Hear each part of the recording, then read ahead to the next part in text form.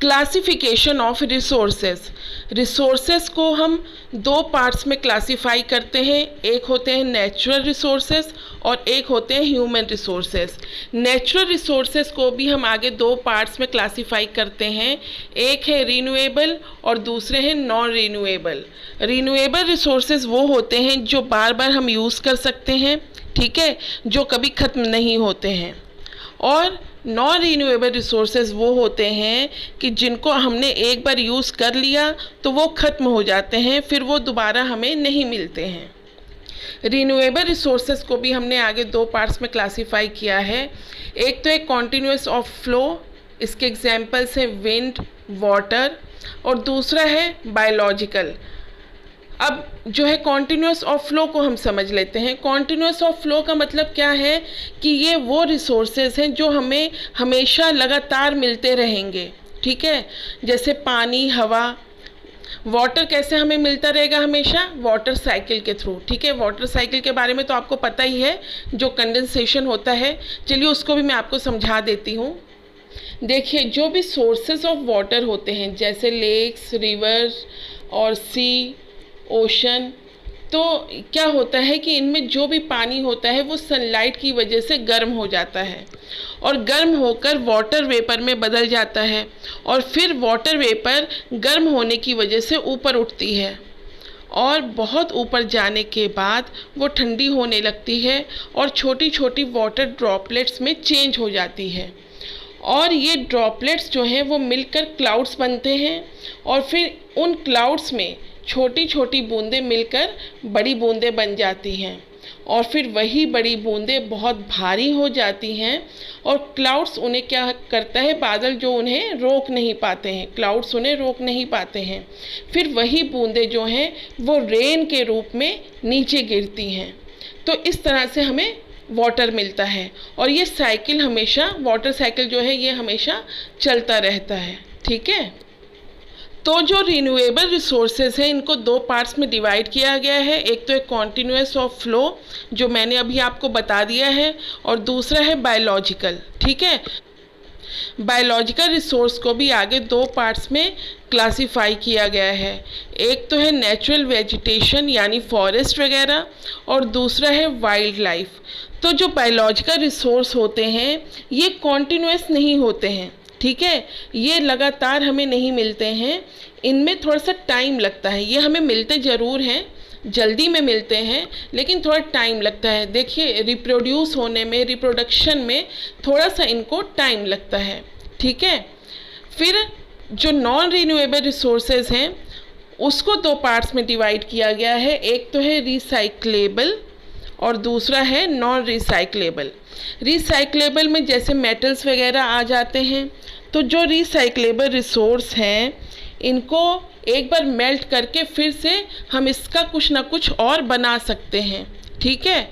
और जो non recyclable resource हैं जैसे फॉसिल फ्यूल्स वगैरह हैं, इसे हम दोबारा यूज़ नहीं कर सकते हैं, जैसे पेट्रोल, डीजल, गैस, है ना।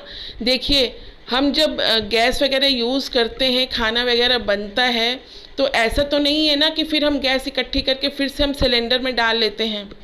और जो पेट्रोल डीजल है, जब हम उसको गाड़ियों में डलवाते हैं, अगर हम कहीं गए तो जो पेट्रोल या डीजल जो भी है, ऐसा तो नहीं है कि वो एक बार उड़ गया तो फिर हमको मिल जाएगा, हम उसको फिर अपनी गाड़ी में डाल लेंगे, ऐसा कुछ नहीं होता है। तो ये नॉन रिसाइक्लेबल रिसोर्स हैं। फिर हम आते हैं ह्यूमन रिसोर्स पर। ह्यूमन रिसोर्स को भी दो पार्ट्स में क्लासिफाई किया गया है, ठीक है। ह्यूमन को भी एज अ रिसोर्स माना गया है, तो ह्यूमन रिसोर्स को भी दो पार्ट्स में क्लासिफाई किया गया है। एक तो है स्ट्रक्चर एंड इंस्टीट्यूशंस और दूसरा है क्वांटिटी एंड क्वालिटी। इसको हम समझते हैं। अब ह्यूमन रिसोर्स में देखिए, जो स्ट्रक्चर एंड इंस्टीट्यूशन है, ह्यूमन जो है वो खुद एक बहुत बड़ा रिसोर्स है, ठीक है। उसने फैक्ट्रीज़ वगैरह डेवलप की हैं, स्ट्रक्चर्स बनाए हैं, इंस्टीट्यूशंस बनाए हैं। अगर ये स्ट्रक्चर्स और इंस्टीट्यूशंस ना हो तो जो मटेरियल्स हैं वो रिसोर्स नहीं बन पाएंगे, ठीक है। तो इन मटेरियल्स को रिसोर्स बनाने के लिए स्ट्रक्चर्स और इंस्टीट्यूशंस की ज़रूरत होती है, यानी फैक्ट्रीज़ वगैरह की ज़रूरत होती है। और इनको किसने बनाया है? इनको ह्यूमन ने बनाया है। तो इसलिए ह्यूमन जो है वो खुद एक बहुत बड़ा रिसोर्स है। सेकेंड है क्वांटिटी एंड क्वालिटी। देखिए, जितना बड़ा प्रोजेक्ट होगा उतने ज़्यादा लेबर की ज़रूरत होगी, ठीक है। जितना बड़ा प्रोजेक्ट होगा उतने ज़्यादा लेबर की ज़रूरत होगी। तो यहाँ पर ये क्वांटिटी क्लियर हो गई। फिर है क्वालिटी। अब हम क्वालिटी की बात करें तो देखिए, जितना बड़ा प्रोजेक्ट होगा, ठीक है, जितना बड़ा प्रोजेक्ट होगा उतना ही ऐसे ह्यूमंस की ज़रूरत होगी जिन्हें उस फील्ड में बहुत ज़्यादा नॉलेज हो, जिनको मतलब एकदम परफेक्शन हो उस फील्ड में। तो इसलिए क्वांटिटी और क्वालिटी की बात की गई है। अब हम लोग रिसोर्सेज का एक और क्लासिफिकेशन देख लेते हैं। The resources can be classified in the following ways. First है on the basis of origin, second on the basis of exhaustibility, third on the basis of ownership, and the last one is on the basis of status of development। चलिए अब हम इनको एक एक करके समझते हैं। पहला है on the basis of origin. इसमें हम क्या पढ़ेंगे कि रिसोर्सेज जो हैं वो कहाँ से ओरिजिनेट हुए हैं, ठीक है, कहाँ से ओरिजिनेट हुए हैं और वो किस तरह से इस नेचर में, इस इन्वायरमेंट में अवेलेबल हैं। अब जो on the basis of origin है, इनको भी हम दो पार्ट्स में क्लासिफाई करते हैं। पहला है बायोटिक और दूसरा है अबायोटिक। देखिए, बायोटिक में वो चीज़ें आती हैं जो लिविंग थिंग्स होती हैं, जिनमें लाइफ होती है, ठीक है। बायोटिक में वो चीज़ें आती हैं जिनमें लाइफ होती है, जो लिविंग थिंग्स होती हैं। और जो अबायोटिक होते हैं वो नॉन लिविंग थिंग्स होते हैं। अब ये पिक्चर में देख लीजिए आप, जो भी लिविंग थिंग्स हैं वो बायोटिक में आती हैं, जैसे प्लांट्स हैं, एनिमल्स हैं, बैक्टीरिया, फंगस, ठीक है। और जितने भी नॉन लिविंग थिंग्स हैं वो अबायोटिक में आते हैं, जैसे water, soil, air, minerals, light, ठीक है। अब इसकी हम डेफिनेशन देख लेते हैं। Biotic resources are obtained from biosphere and they have a life such as human beings, flora and fauna, fisheries, livestock, ठीक है। ये मैं आपको बता ही चुकी हूँ कि बायोटिक रिसोर्सेज वो होते हैं जिनमें लाइफ होती है, जैसे फ्लोरा फौना है, ह्यूमन बींग्स है, फिशरीज है, लाइव स्टॉक्स हैं, ठीक है। फिर अबायोटिक रिसोर्सेज क्या है? Abiotic resources include all those things which are composed of non living things like rocks and metals. Abiotic resources वो होते हैं जिनमें लाइफ नहीं होती है, जो नॉन लिविंग थिंग्स होते हैं, जैसे रॉक्स एंड मेटल्स। चलिए अब आगे चलते हैं। नेक्स्ट है on the basis of exhaustibility, ठीक है। इसमें क्या होता है, इसमें रिसोर्स को उनकी एग्जॉस्टिबिलिटी के ऊपर डिफाइन किया जाता है, यानी जो रिसोर्सेज हैं वो कब ख़त्म हो जाएंगे, कब एग्जॉस्ट हो जाएंगे, कोई रिसोर्सेज एग्जॉस्ट होंगे या नहीं होंगे, ठीक है, उनका हम कितनी बार यूज़ कर सकते हैं। तो अगर वो ख़त्म हो जाएंगे तो हमें कितने टाइम पीरियड के बाद वो दोबारा मिलेंगे, ये सब चीज़ें जो है एग्जॉस्टिबिलिटी में आती हैं। इसको भी दो चीज़ों में डिफ़ाइन किया गया है, दो चीज़ों में क्लासीफाई किया गया है। एक तो है रिन्यूएबल रिसोर्स और दूसरा है non renewable resources. Renewable resources वो हैं जो हमें लगातार मिलते रहते हैं, जो कभी ख़त्म नहीं होंगे, कभी एग्जॉस्ट नहीं होंगे, ये मैं आपको पहले बता चुकी हूँ। और नॉन रिन्यूएबल रिसोर्सेज वो हैं जो एक टाइम पीरियड के बाद ख़त्म हो जाएंगे, ठीक है, वो हम फिर दोबारा हमको नहीं मिलेंगे। अगर वो हमको कभी मिलेंगे भी तो उनको बनने में मिलियन ऑफ ईयर्स लग जाएंगे, बहुत ज़्यादा उनकी फॉर्मेशन में जो है मिलियन ऑफ ईयर्स लग जाते हैं। तो इसलिए उनको नॉन रिन्यूएबल रिसोर्सेज ही कहा जाता है। इसके एग्जांपल्स क्या हैं, जैसे पेट्रोल, कोल, ठीक है, इन सब चीज़ों को मैं पहले आपको बता ही चुकी हूँ। और जो नॉन रिन्यूएबल रिसोर्सेज होते हैं इनको एग्जॉस्टिबल रिसोर्स भी कहते हैं, यानी ये एग्जॉस्ट हो जाते हैं, ये ख़त्म हो जाते हैं, इसलिए वो एग्जॉस्टिबल रिसोर्स भी कहा जाता है, ठीक है। ये वन टाइम यूज रिसोर्सेज होते हैं। ये देखिए यहाँ पर मैंने पिक्चर भी लगाई हुई है और जो इनकी डेफिनेशंस है वो भी नीचे दी हुई हैं, और इन सब चीज़ों को मैं पीछे आपको समझा चुकी हूँ। Recyclable resource, non recyclable resource, ठीक है, कॉन्टीन्यूस और फ्लो रिसोर्स, बायोलॉजिकल रिसोर्स, तो ये सब चीज़ें मैं आपको पीछे सब समझा चुकी हूँ। नेक्स्ट है on the basis of ownership. अब जो रिसोर्सेज हैं उनको on the basis of ownership के ऊपर क्लासिफाई किया गया है। इसमें ये बताया जाता है कि जो रिसोर्स हैं उसका ओनर कौन है, ठीक है, उसका मालिक कौन है। तो इसमें फर्स्ट है जो on the basis of ownership है उसको भी आगे 4 पार्ट्स में डिवाइड किया गया है, उनको 4 पार्ट्स में क्लासिफाई किया गया है। पहला है इंडिविजुअल रिसोर्स, दूसरा है कम्युनिटी ओन्ड रिसोर्स, थर्ड है नेशनल रिसोर्स और फोर्थ है इंटरनेशनल रिसोर्स। इनको हम एक एक करके समझते हैं। सबसे पहले है इंडिविजुअल रिसोर्सेज। इंडिविजुअल रिसोर्सेज वो रिसोर्सेज होते हैं जिस पर किसी इंडिविजुअल का हक होता है, ठीक है, जैसे घर, हाउस, कार, लैंड, प्रॉपर्टी और बुक, कॉपी, कई चीज़ें ऐसी होती है। पेन, जैसे ये हम लोग कहते हैं ना ये मेरा पेन है या ये उसका पेन है, ये मेरा घर है, ये उसका घर है, ये मेरी कार है, ये मेरी प्रॉपर्टी है, ये मेरा लैंड है। तो जब किसी इंडिविजुअल का उस किसी एक चीज़ पर हक होता है तो वो इंडिविजुअल रिसोर्सेज कहलाते हैं। अब यहाँ पर एक चीज़ और देखिए कि कई फार्मर्स को जो गवर्नमेंट है वो लैंड अलॉट करती है ताकि वो उस पर खेती कर सकें, और फार्मर्स उसके बदले में क्या करते हैं, रेवेन्यू चुकाते हैं, टैक्स देते हैं गवर्नमेंट को। तो ये भी इंडिविजुअल रिसोर्सेज में ही आता है। इंडिविजुअल रिसोर्सेज को प्राइवेट रिसोर्सेज भी कहते हैं, ठीक है। नेक्स्ट है कम्युनिटी रिसोर्सेज।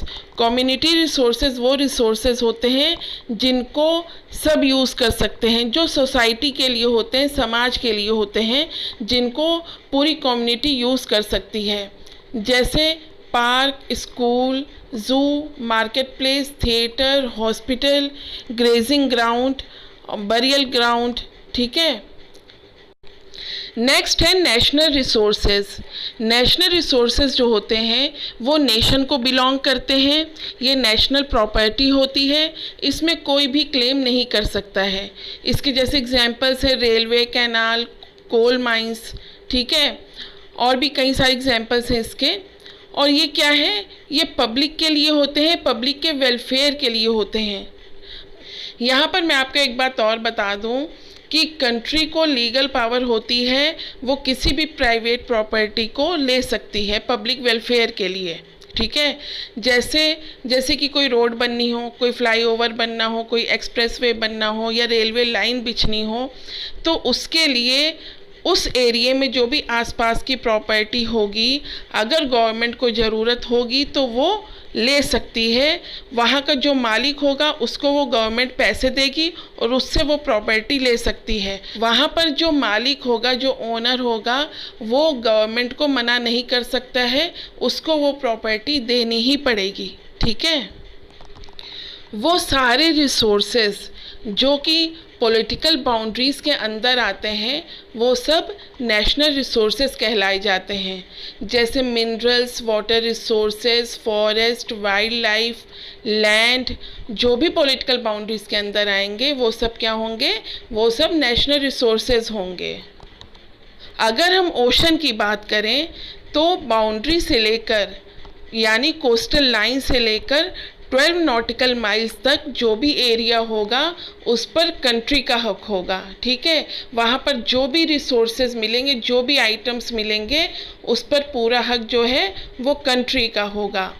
नॉटिकल माइल्स जो है वो एक यूनिट है जिससे ओशन का हम डिस्टेंस मेज़र करते हैं। एक नॉटिकल माइल के बराबर 1.9 किलोमीटर होता है, ठीक है। इसे आप फिर से समझ लीजिए। देखिए, जैसे जो भी कंट्री की कोस्टल लाइन होगी, ठीक है, जो भी उसकी बाउंड्री होगी, वहाँ से लेकर जो 12 नॉटिकल माइल तक का एरिया होगा, ठीक है, जो 12 नॉटिकल माइल तक का एरिया होगा, वहाँ पर जो भी रिसोर्स मिलेंगे वहाँ पर जो भी रिसोर्स मिलेंगे, जो भी वहाँ पर फिशिंग वगैरह होगी, उन सब पर नेशन का हक होगा, कंट्री का हक होगा, इसलिए उनको नेशनल रिसोर्सेज कहा जाता है। अब हम इंटरनेशनल रिसोर्सेज की बात कर लेते हैं। इसे जो है वो इंटरनेशनल बॉडीज़ या कहें तो इंटरनेशनल जो इंस्टीट्यूट्स होते हैं वो रेगुलेट करते हैं।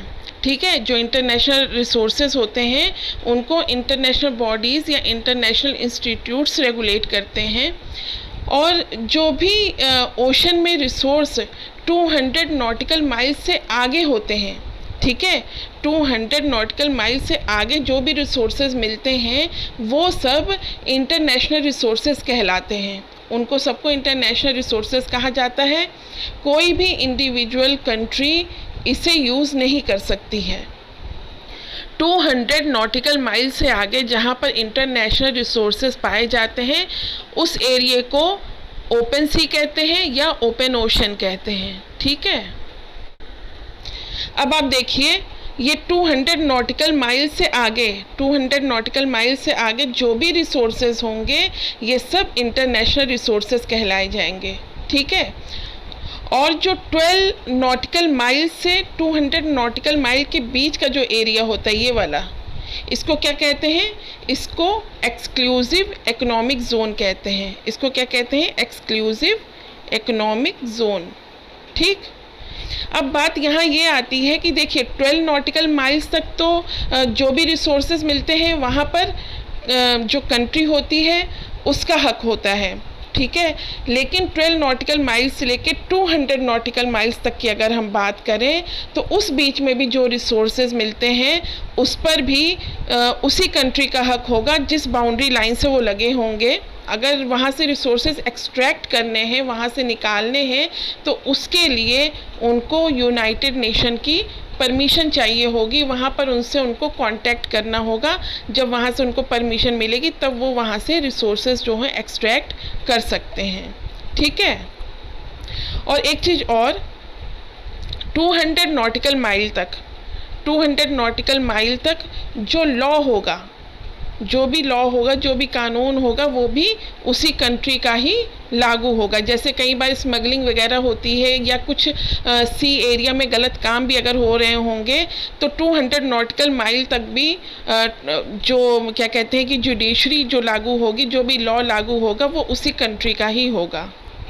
नेक्स्ट हम रिसोर्स को क्लासिफाई करेंगे on the basis of the status of the development. ठीक है, यहाँ पर हम क्या देखते हैं, यहाँ पर किसी पर्टिकुलर रिसोर्स का जो डेवलपमेंट है उसका स्टेटस क्या है, यानी वो रिसोर्स डेवलप हो पाएगा कि नहीं, अगर वो डेवलप हो पाएगा तो उसकी क्या क्या रिक्वायरमेंट्स हैं, ये सब चीज़ें इसमें देखी जाती हैं। इसको भी आगे 4 पार्ट्स में डिवाइड किया गया है। पहला है पोटेंशियल रिसोर्स, फिर है डेवलप्ड रिसोर्स, नेक्स्ट है stock and last one is reserves. इनको हम एक एक करके समझते हैं। पोटेंशियल रिसोर्सेस, ये वो रिसोर्सेज होते हैं जो किसी रीजन में, किसी क्षेत्र में भारी मात्रा में पाए जाते हैं, वहाँ पर बहुत ज़्यादा होते हैं, फिर भी उनका सही से यूज़ नहीं हो पा रहा है। ठीक है, उनको अच्छे से यूटिलाइज नहीं किया जा रहा है। कारण कोई भी हो सकता है, चाहे टेक्नोलॉजी कहें या इकोनॉमी कहें। ठीक है, बस इसका यही मेन है कि वहाँ पर ये रिसोर्सेज पाए बहुत जाते हैं उस क्षेत्र में, लेकिन उनका यूटिलाइज ठीक से नहीं हो पा रहा है। इनके हम एग्जांपल्स देख लेते हैं। देखिए, जैसे इंडिया का जो वेस्टर्न पार्ट है वहाँ पर जो राजस्थान है और गुजरात है, राजस्थान में गर्मी बहुत ज़्यादा पड़ती है, वहाँ पर सोलर एनर्जी का यूज़ बहुत अच्छे से किया जा सकता है, लार्ज स्केल में किया जा सकता है।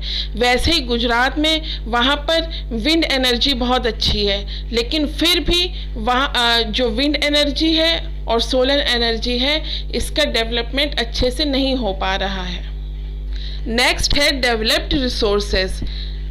इनका सर्वे कर लिया गया है, ये हमारे पास अवेलेबल है, इनकी क्वांटिटी और क्वालिटी को मेज़र कर लिया गया है। ठीक है, और इनको हम यूज़ भी कर रहे हैं, जैसे कोल, पेट्रोलियम, और इनको एक्चुअल रिसोर्सेज भी कहते हैं। इनका दूसरा नाम क्या है? Actual resources. ठीक है, इसका एग्जाम्पल एक और है, petroleum and liquid gas in Bombay High in Maharashtra.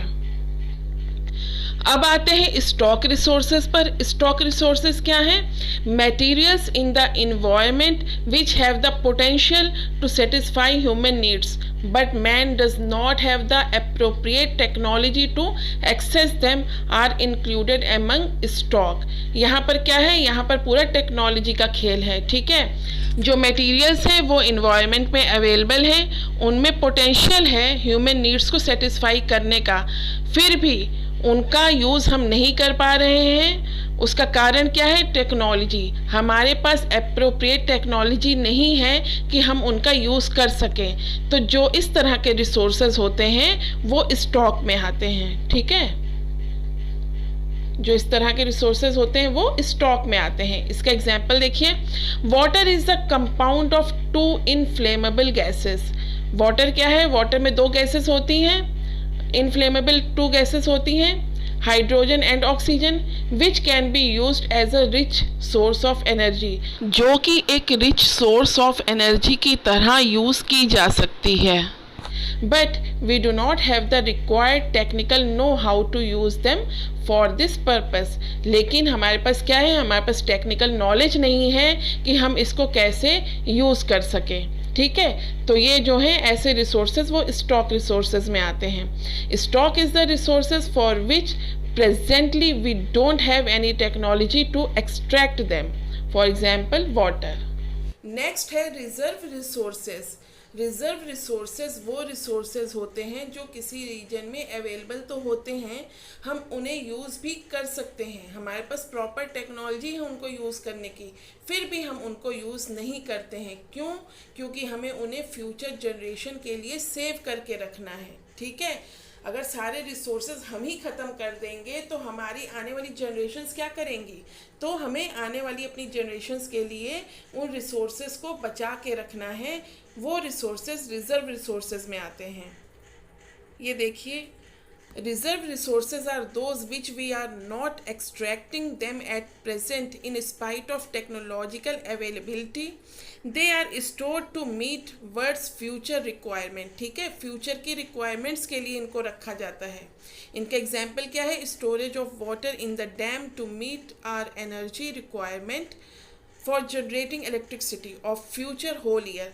अब यहाँ पर क्या बताया गया कि स्टोरेज, जो डैम का वाटर है उसको स्टोर करके रखा जाता है फ्यूचर के लिए, जब हमें फ्यूचर में इलेक्ट्रिसिटी की ज़रूरत होगी, आगे फ्यूचर जनरेशन के लिए जब इलेक्ट्रिसिटी की ज़रूरत होगी तो उनके लिए जब इलेक्ट्रिसिटी जनरेट करनी होगी तो हम इन डैम्स को, जो रिजर्व डैम्स में हैं, उन डैम्स को यूज़ करेंगे, ठीक है। इसका एक एग्जाम्पल फॉरेस्ट भी है। फॉरेस्ट को भी रिजर्व करके रखा गया है ताकि फ्यूचर जनरेशन के लिए वो काम आ सके।